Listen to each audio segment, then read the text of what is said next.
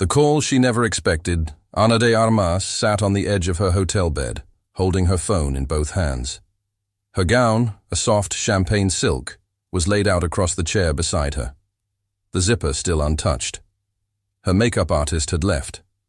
The driver was waiting downstairs, and yet she couldn't move. Outside, the city buzzed with excitement.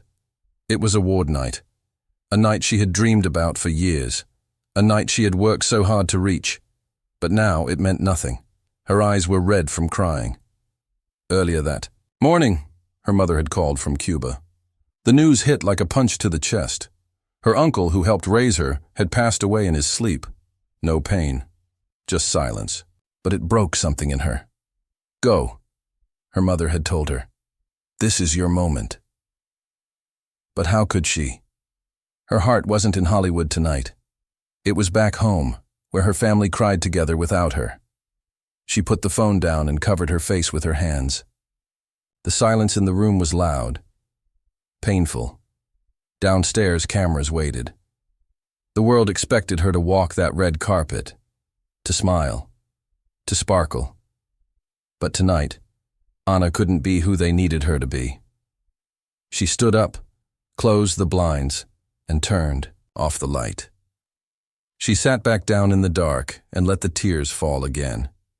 Far away, in another part of Los Angeles, Keanu Reeves was standing in his garage, quietly working on his motorcycle. He wasn't going to the awards either, not because he didn't get an invite. He just never liked the noise.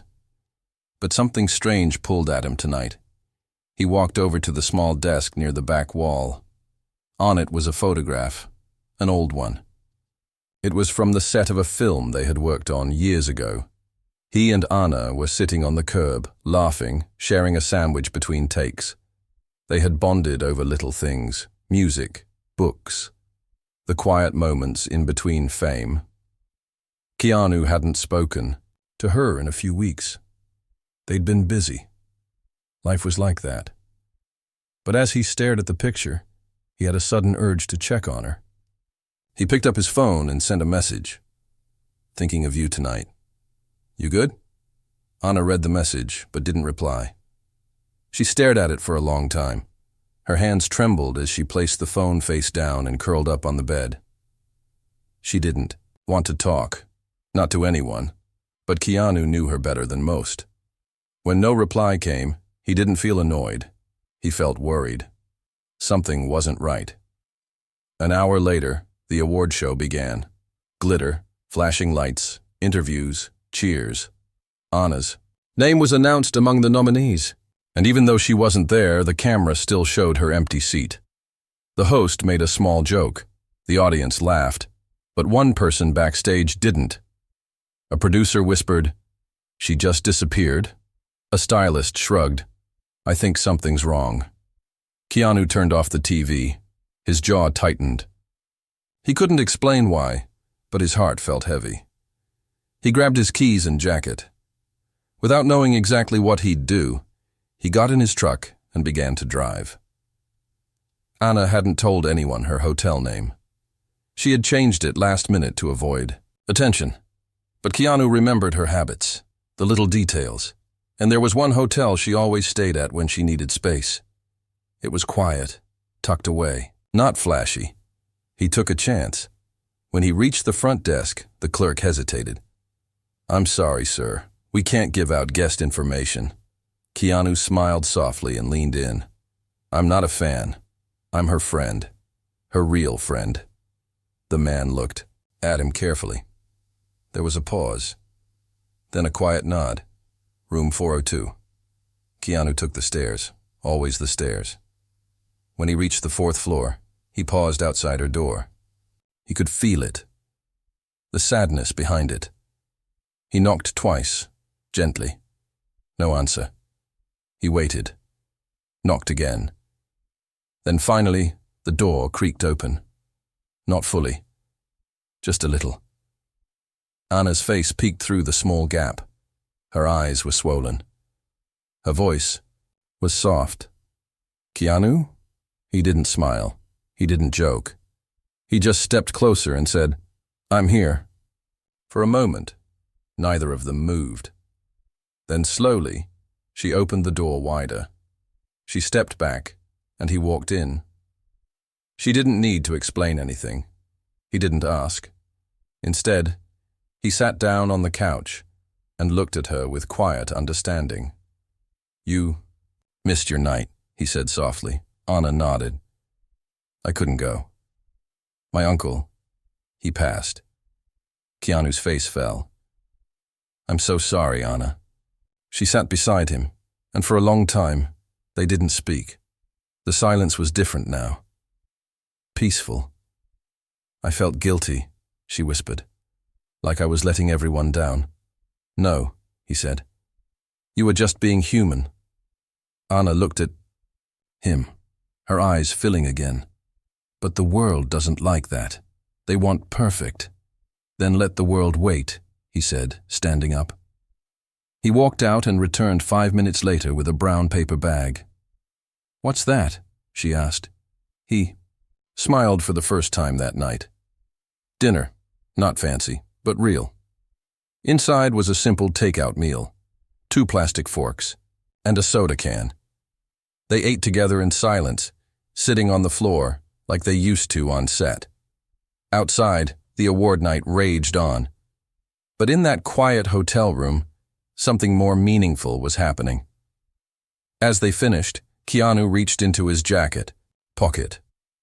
He pulled out a small velvet box. Anna stared. "What is that?" "Open it," he said.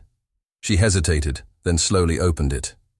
Inside was a tiny glass charm, a sand dollar, preserved in clear crystal.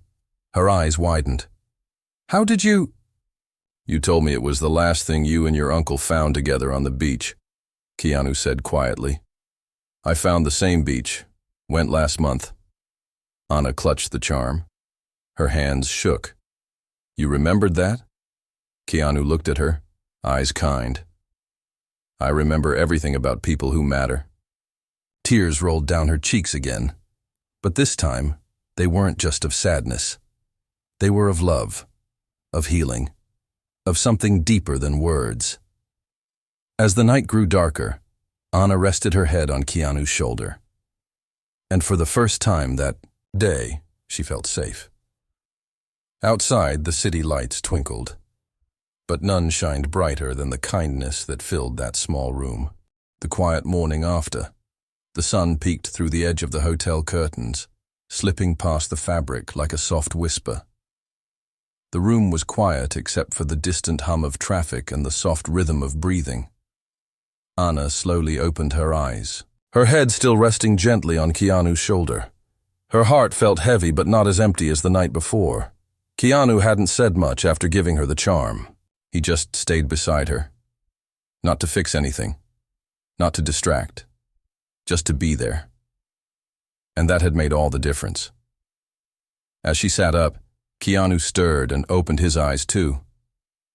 He gave her a soft smile, not forced, not polite. It was the kind of smile that says, "You're not alone." "Good morning," Anna whispered. "Morning," Keanu replied with that quiet voice of his. They sat there for a moment, both looking at the untouched food wrappers on the floor. The world had changed outside, but in that room, everything still felt frozen in time. "Thank you for coming," she said. "You didn't have to thank me," he replied. "You called without calling." Anna tilted her head, confused. "What do you mean?" "Sometimes," Keanu said gently, "you don't have to say anything. I just felt it. Something told me you needed a friend." Anna didn't say a word. She just looked down at the charm still in her hand. She held it close to her chest like it was a heartbeat. Keanu stood up and stretched. "You hungry?" She nodded a little. "A bit." "Pancakes?" She laughed, a soft, tired sound that surprised even her. "You make pancakes?" "I make one kind," he said. "Burnt." "I'll take them," she smiled. They left the hotel quietly, hats on, sunglasses hiding tired eyes. No one recognized them at the small diner 2 blocks away. It was the kind of place with squeaky seats and waitresses who call everyone honey. Keanu ordered 2 stacks of pancakes and black coffee. Anna added orange juice and extra butter. They didn't talk about Hollywood. Not about awards or roles. They talked about silly things. The dog Anna wanted to adopt. The old car Keanu was rebuilding. Memories from set. The first day they met. How she forgot her line, and he whispered it from across the room. "You saved." "Me," she said, remembering that day. "You didn't need saving," he replied. "You just needed space to breathe." As the food came, Anna looked around the diner. People laughed, clinked forks, read newspapers. No flashing cameras, no fake smiles, no pressure. "This," she said softly, "feels more real than any red carpet." Keanu nodded. "That's why I come here." After breakfast, they walked. In the park nearby, birds sang from the trees, and children ran past them chasing bubbles. Anna stopped at a bench and sat down, looking at the sky. "I was supposed to give a speech last night," she said quietly. "I had it written and everything. You—" "Still can," Keanu said. "What do you mean?" "Not on a stage," he said. "But maybe in your own way. For yourself, or for the people who really care." Anna thought about it. She reached into her purse and pulled out a folded paper. The speech was crumpled, but still legible. She held it for a long time, then handed it to Keanu. "Will you read it?" Keanu looked surprised. "You sure?" She nodded. "I don't think I can without crying." He unfolded the paper and began to read aloud. "Thank you for seeing me. Not just the actress, but the person behind the smile. I came here with nothing. And I carry with me the love of my family, the lessons from my home, and the dreams of a girl who believed anything was possible. Tonight, this isn't just a win for me. It's a win for every girl who was told to stay quiet, every child who had to leave someone behind, every heart that kept beating, even when broken." Keanu's voice softened as he reached the end. "And to the ones we've lost, I carry you in every moment. This is for you." Anna wiped her eyes. "I wrote it for my uncle. He always believed in me." Keanu folded the paper back up and handed it to her. "He'd be proud. You didn't need a trophy to prove that." They sat on the bench for a long time, not needing to say much more. Later that day, Anna turned off her phone again, but not to hide. This time, it was to disconnect from the noise, to reconnect with what mattered. She and Keanu spent the rest of the day doing nothing special. Just 2 friends in an ordinary world. They walked through a bookstore. Anna found an old poetry collection in Spanish, the same one her uncle used to read to her. Keanu bought it for her without a word. They stopped at a tiny shelter and met a scruffy little dog with floppy ears and sad eyes. Anna bent down and rubbed its head. "You like her?" the volunteer asked. Anna smiled. "I think she chose me." "You should take her," Keanu said. "What if I'm not ready? She doesn't need you to be perfect, just present." Anna looked into the dog's eyes and made her decision. "Okay," she whispered. "Let's go home." As they left the shelter, Anna carried the pup in her arms. Keanu walked beside her, holding the bag with the poetry book. "You didn't need to do any of this," she said quietly. "I didn't do it for you," Keanu said with a small smirk. "I did it because it was right." Anna looked at him, eyes full of something stronger than gratitude, something closer to love, but not romantic. It was connection, truth, the kind that fame could never fake. That night, back at her place, she lit a candle for her uncle. She placed the charm beside it. The little dog lay curled on the rug, already asleep. Keanu sat on the couch, sipping tea. Everything was still. "You know," Anna said, "the world may think I missed my big night."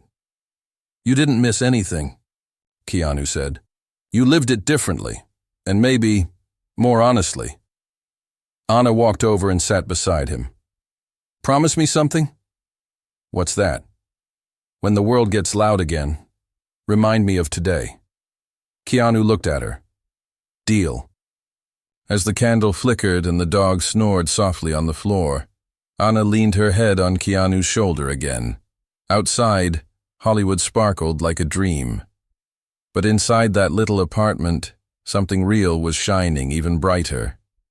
Healing, friendship, and the beauty of being seen without the spotlight. The world starts knocking again. The next morning was different. The sun was brighter. The air felt lighter. But Anna knew. Peace never stayed quiet for long, especially in her world. The little dog, now named Luna, licked her hand until she woke. Up. Anna laughed for the first time in days, rubbing the puppy's ears as she sat up in bed. Keanu was already awake, sitting at the small kitchen table, sipping coffee and reading a newspaper. The same man who could disappear into crowds like a shadow looked like he belonged here. Morning, Anna said softly, walking over. Morning, Keanu said, nodding toward Luna. She already loves you. Anna smiled. I think I needed her more than she needed me. She poured herself some tea and leaned on the counter. For a while, they just listened to the sound of birds outside the window. It felt like a secret. Space. A bubble the world hadn't popped yet. But then her phone rang. Anna looked at it and sighed. Publicist. Keanu tilted his head. You can ignore it. For how long? She asked, already knowing the answer. The phone buzzed again. Then again. 3 calls in under 10 minutes. She finally picked it up and answered in a tired voice. Hey! The voice on the other end was fast and stressed. Anna, thank God, are you okay? Everyone's been trying to reach you. The studio's freaking out, the press is demanding answers, and fans are worried. I just needed space, Anna replied. Get it, the publicist said. But you missed the biggest night of your career, and you didn't even make a statement. Anna stayed quiet. We need to fix this. I already scheduled a morning show interview. They'll be gentle. Just explain where you were. Tell them your truth. But please, do it today. Anna's eyes met Keanu's. She felt like that peace they had built was slowly cracking. Okay, she said. I'll do it. Just give me a few hours. When she hung up, Keanu didn't speak. He just waited. They want me on the morning show, Anna finally said. Keanu nodded. You don't owe them a performance. I know, she whispered, but maybe I owe the truth. To people like my uncle. To people who believed in the real me. He stood up. Then tell it. Just don't lose yourself in the noise. Anna took a deep breath. Will you come with me? Keanu raised an eyebrow. To a studio interview? Not inside, she said, smiling. Just to be nearby, in case I forget who I am for a minute. I'll wait right outside the door, he said. By noon, they were on their way. The car ride was quiet. Luna stayed back at Anna's apartment, with a neighbor chewing on her new toy. Anna wore a simple outfit. No designer dress, no diamonds. Just jeans, a soft sweater, and her uncle's old bracelet. The studio was buzzing when they arrived. People rushed around with clipboards and headsets. A producer greeted her with a smile that was too wide. Anna, you look wonderful. We'll go live in 10 minutes. Just keep it light, heartfelt, maybe a little funny if you can. Anna nodded, but her heart was racing. Backstage, she sat in the green room while makeup artists touched up her face. Someone brought her tea. She barely drank it. She kept glancing at the hallway, knowing Keanu was out there somewhere, grounded, calm, steady. A crew member peeked in. You're up. Anna stood, heart pounding. As she walked toward the set, she whispered to herself, just speak the truth. The lights were bright. The host smiled at her with perfect white teeth. Ana de Armas, welcome. Now first of all, everyone wants to know, where were you last night? Anna took a breath. The cameras were rolling. Millions were watching. I was where I needed to be, she said softly, with someone who reminded me that not all success is measured on a stage. The host blinked. Care to explain? My uncle passed away the same morning, Anna said. He helped raise me. I was grieving. I couldn't smile for cameras when my heart was breaking. The room went still. The host leaned in, her tone softening. Why didn't you share that sooner? Because sometimes, Anna said, her voice shaking, you need to feel the pain before you explain it. You need silence before you speak. The host nodded. And you weren't alone, were you? Anna smiled gently. No, a friend came. Someone who didn't ask questions. Who just showed up when I needed it most. Outside the studio, Keanu sat on a bench in the garden, sipping his tea. A staff member walked past and stopped. You're Keanu Reeves, right? He nodded with a smile. Depends who's asking. What are you doing here? Waiting for someone important, he said. Back inside, Anna finished her interview by reading a part of her award night speech. I wrote this for my uncle, she said. He once told me that kindness is louder than applause. I believe that. I believe healing matters more than headlines. When the cameras stopped rolling, the host hugged her gently. That was beautiful. Anna walked out of the studio with her head held high. She spotted Keanu sitting by the garden just like he promised. You watched? Heard enough, he said. You did good. She sat beside him. Thank you for being here. Keanu handed her a folded napkin from his coat pocket. What's this? It's from the diner yesterday, he said. You wrote something on it. She unfolded it and read the scribbled words. I want to live a life that feels true, even if no one claps. I forgot I wrote this, she whispered. But you lived it today, Keanu said. They sat quietly again, letting the afternoon breeze wrap around them like a soft blanket. As they walked back to the car, Anna saw a group of fans nearby. They held signs, flowers, and hopeful smiles. She hesitated. Keanu looked at her. You okay? Anna nodded. I'm ready. She walked over to the fans, smiling gently. She took photos, signed autographs, and thanked them for being kind. One girl hugged her and whispered, Your words today made me cry. Thank you for being real. Anna smiled through her tears. You're welcome. When they finally got back to the apartment, Luna ran to them, tail wagging wildly. She jumped on Keanu first, then onto Anna's lap. Someone missed us, Anna laughed. They spent the evening on the balcony, watching the sky turn gold. Anna read poems from her new book. Keanu fixed the squeaky railing with a borrowed wrench. The world kept spinning, but this little piece of it felt still. And in that stillness, something was growing. Not just healing, but purpose. Anna looked at Keanu and said, I think I want to do more than act. Like what? Something. Real. Something that helps people. Maybe start a project or a school or a foundation. You'll know what to do, he said. When it's time, the path shows itself. Anna smiled. Maybe you'll help me build it. Keanu raised his cup of tea. I'll bring the tools. And under the stars, with Luna curled up at their feet and peace finally finding a place to land, Anna felt something she hadn't in a long time. Hope. When the cameras returned, the peace didn't last long. 2 days after the interview, Anna woke up to a knock at her door. It wasn't Keanu. It wasn't a neighbor. It was a delivery guy holding 2 boxes stacked taller than his head. Miss Anna? He asked. She opened the door slowly. Yes? Delivery for you? From Studio MGX and Lavina Agency. She sighed. Just set them down. Thank you. When she brought the boxes inside and opened them, she wasn't surprised. The first box held a designer dress, shoes, and accessories worth thousands.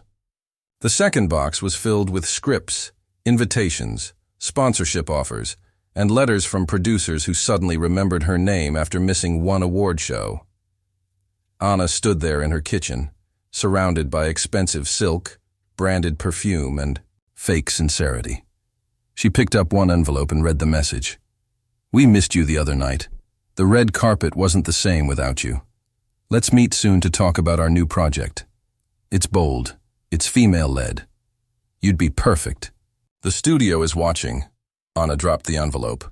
It slid across the floor like a snake. The phone started ringing again.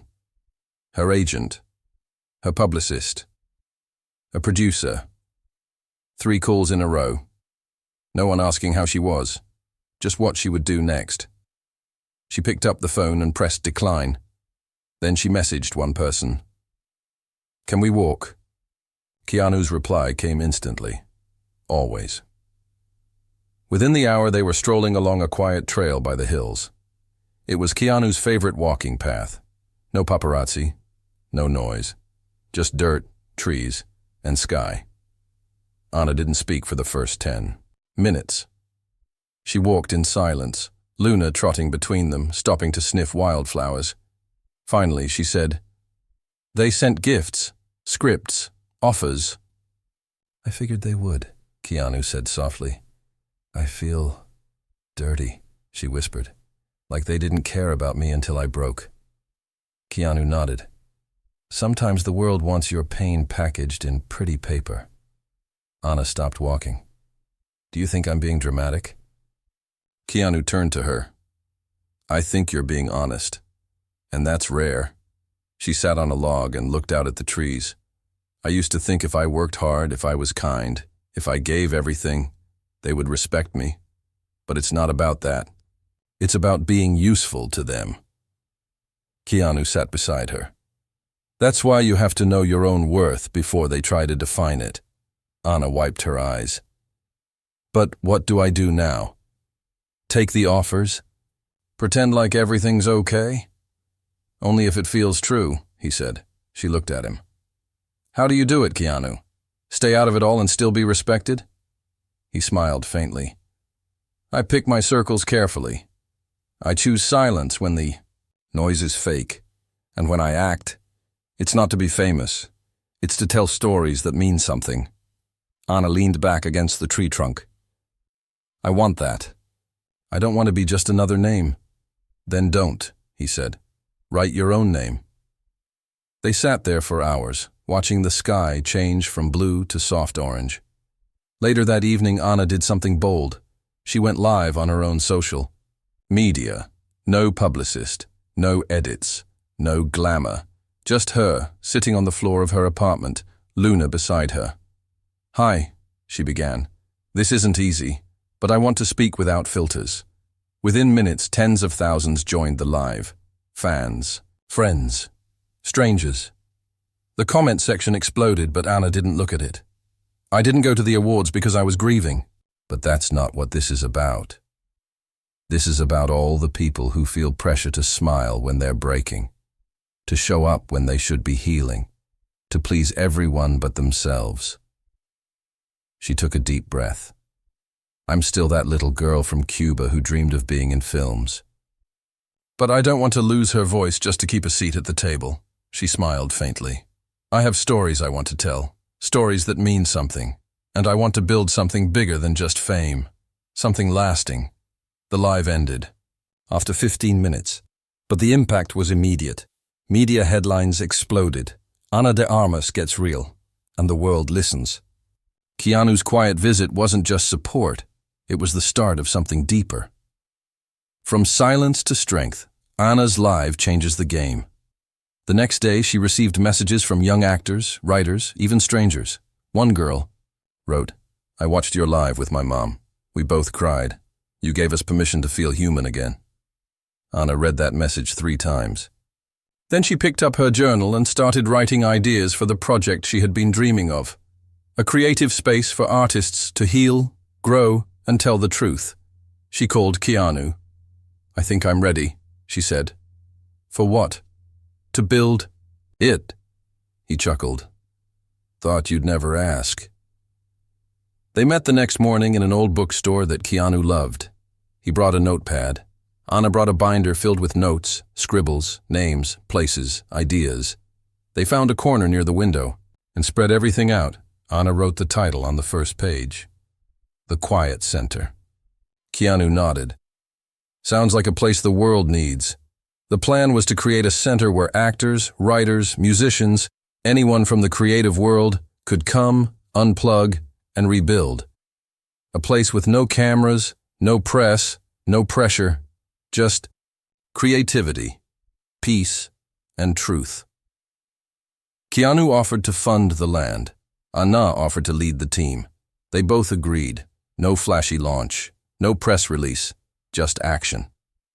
As the sun set outside the bookstore, Anna looked at Keanu. You showed up at my door with something unforgettable, she said. But this might be even bigger. He nodded slowly. This isn't just healing for you, Anna. It's healing for others. That's real legacy. And in that small bookstore surrounded by paper and dreams, something powerful began. The Quiet Center Beginsana stood at the edge of the land, barefoot on the soft grass. A light breeze moved through the trees, brushing against her face like a whisper of welcome. Birds called in the distance. The land was open, green, peaceful, tucked just outside the city but felt like another world. She closed her eyes and breathed in deeply. This was it. This was where the Quiet Center would live. Keanu stood beside her, his hands in his pockets, looking out at the space. His eyes moved from one end of the land to the other, silently imagining what would soon be built here. You sure about this? He asked, not with doubt, just respect. Anna nodded slowly. I've never been more sure. They had already spent weeks planning. They chose this land together, a forgotten stretch behind old orange groves, with just enough wildness to feel free. It wasn't just about building something physical. It was about building a feeling, a safe space, where creativity could bloom without judgment, without noise, without pressure. Anna looked down at the rolled-up sketches in her hand. There were drawings of simple cottages, a writing studio, a performance barn made of reclaimed wood, walking trails, gardens, even a room just for silence. Keanu had said it best. It should feel like a place that listens to you. A small team had already joined them, not hired, but invited, each one chosen for their heart, not their title. There was Marisol, a retired set designer who now planted trees for fun. James, a carpenter who had worked in film for years but left the industry after a breakdown. And Layla, a poet who taught art to kids in foster care. They were all here now, walking the land, measuring steps, marking trees, laughing and dreaming. Anna walked toward a corner of the field where a young oak tree stood alone. This will be the center circle, she said. Right here. People can sit beneath this tree when they don't know what to say. Keanu walked up behind her, nodding. That's perfect. They began working immediately. Every piece of the center was built with hands, not machines. Friends came by on weekends to help. Food was shared, stories were told, tools were passed. It didn't feel like a job. It felt like community. One afternoon, while painting the door of the main cottage, Anna got a splash of blue paint on her cheek. Keanu noticed, but said nothing. Just smiled as he kept sanding a wooden bench. Moments like that filled the days. Simple, grounding, full of meaning. But peace, once again, stirred attention. News had spread quietly, as it always does in Hollywood. Someone posted a blurry photo of Anna holding blueprints beside Keanu, under a tree. It wasn't meant to be shared, but it caught fire. Ana de Armas and Keanu Reeves build secret sanctuary. Whispers of a healing space for artists. No PR, no red carpet. They said nothing, and yet said everything. Anna's phone began ringing again. Reporters wanted access. Studios wanted to donate, with strings attached. Magazines wanted an exclusive. She ignored them all, but the pressure returned. One evening she sat on the cottage steps watching Luna dig in the dirt nearby. Her chest felt tight, her mind heavy. Keanu approached, 2 mugs of tea in hand. "You look like you're about to quit your own dream," he said, handing her a mug. "Sometimes I feel like it's too big," Anna whispered. "Like the world will ruin it before it even starts." Keanu sat beside her. "Then we protect it. Not by hiding, but by staying honest. No ads, no sponsors, no press tours, just truth." She looked at him. "What if they laugh at us?" "Then let them," he said. "We're not building for them." The next day, Anna wrote a letter, not to the world, but to the people she was building for. She posted it quietly on her personal site, without links, without tags. To the dreamers, the broken hearts, the ones who feel too much, we are building a space where your silence is not empty and your voice is not too loud. You don't need to be famous to be seen here. You just need to show up as you are. This is not a project. It's a promise. And the message found its way to people who needed it. Anna received a handwritten letter days later from a woman in Texas who taught drama at a small school. "Your words helped me forgive myself for not being strong all the time. I hope one day I can visit the Quiet Center." A teenage musician from France sent a video of himself playing a song he wrote after watching Anna's live stream. A note read, "Your story made me want to feel again." Anna printed each message and hung them on the cottage walls. Every word reminded her this wasn't about her anymore. It never was. Months passed. The buildings were completed. The land blossomed. The Quiet Center was ready. They held no grand opening, no cameras. Just one soft gathering, close friends, builders, and a few of the first visitors who had written letters from the heart. They gathered beneath the oak tree. Anna spoke gently. "This tree was here long before us, and it will be here long after. May it remind us that strength grows quietly. Roots matter more than applause." Keanu added only one thing. "Let's promise to never let noise steal the truth." People clapped softly, not out of habit, but out of love. After the gathering, Anna sat alone beneath the tree. Luna lay beside her. The sky above was soft with dusk. A breeze moved through the leaves like a lullaby. Keanu joined her, holding a small wooden box. "What's this?" she asked. "A gift," he said. "For the first soul who believed this place could exist." Inside the box was a small compass, engraved with a single phrase. "Follow stillness." Anna held it to her. "Chest, I don't know what I did to deserve your friendship," she whispered. "You didn't have to do anything," Keanu said. "You just had to be you." And in that moment, beneath the sky and the leaves and the quiet strength of everything they had built, Anna finally understood something. He didn't just show up at her door that night with a gift. He showed up with belief. And belief, when shared gently, can build something the world has never seen before. Legacy in silence. 1 year later, the Quiet Center was no longer just an idea. It had become something real, not flashy, not loud, but something people whispered about with reverence. Actors, musicians, dancers, screenwriters, even burned out. Lawyers and exhausted parents had come and gone, leaving behind pieces of their pain and picking up pieces of peace. There were no paparazzi shots, no viral photos. The rule was simple. Leave your name at the gate and bring only your truth inside. Anna walked the gardens every morning with Luna by her side. The dog had grown stronger, happier, more playful, like a mirror of everything that had changed in Anna's own heart.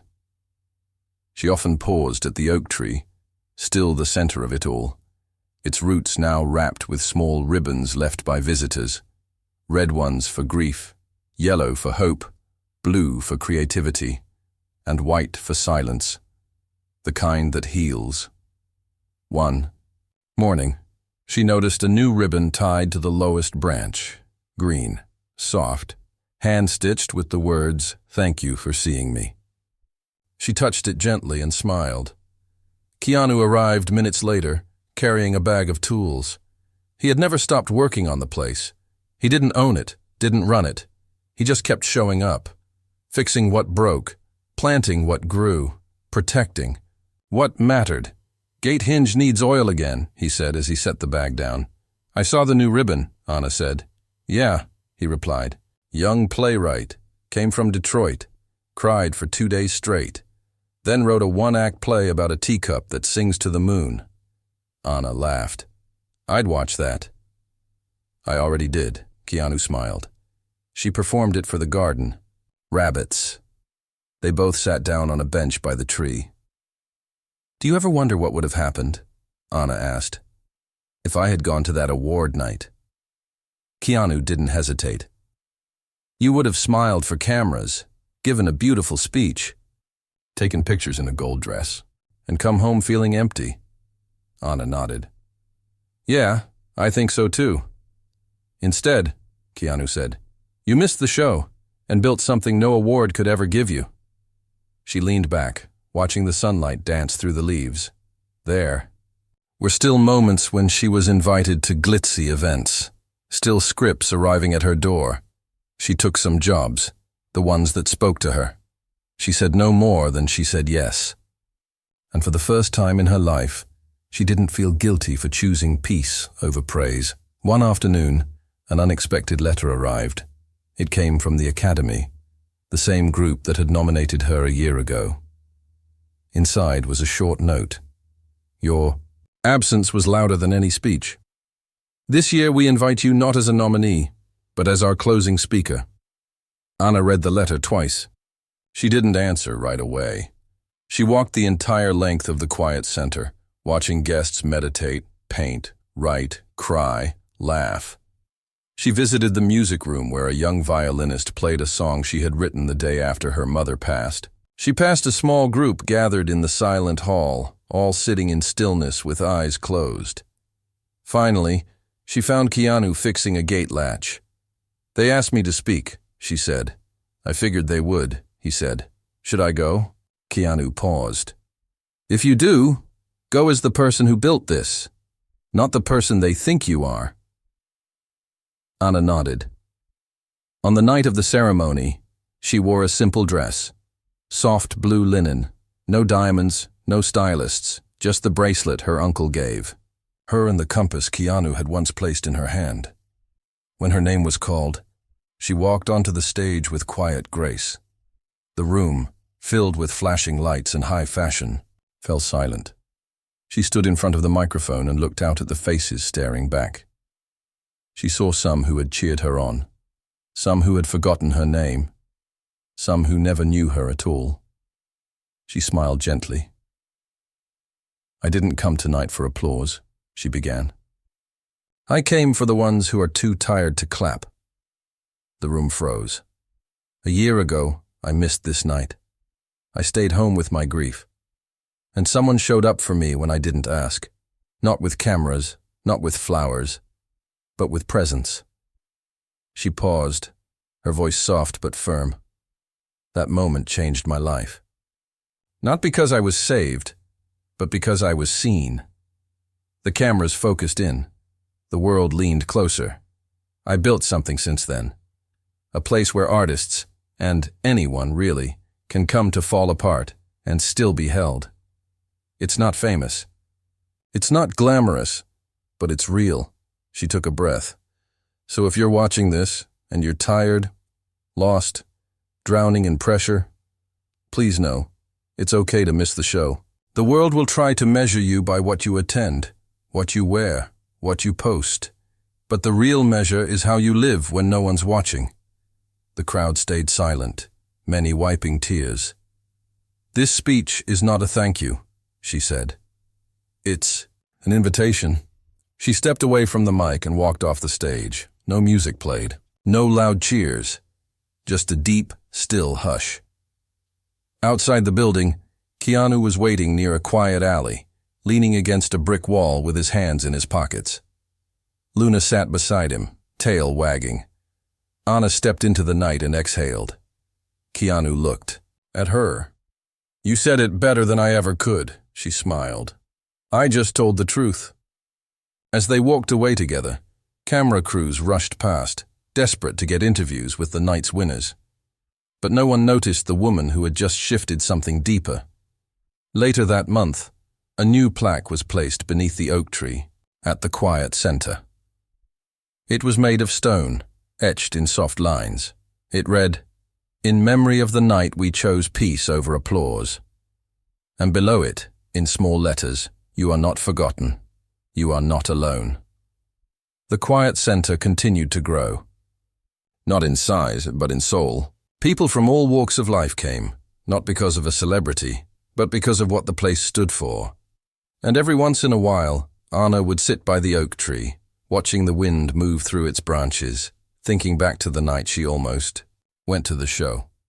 The night she didn't, and found herself instead, and always nearby without asking for credit or attention, was Keanu. The friend who knocked when she needed it most. The one who brought no flowers, no praise, just something. Unforgettable presence.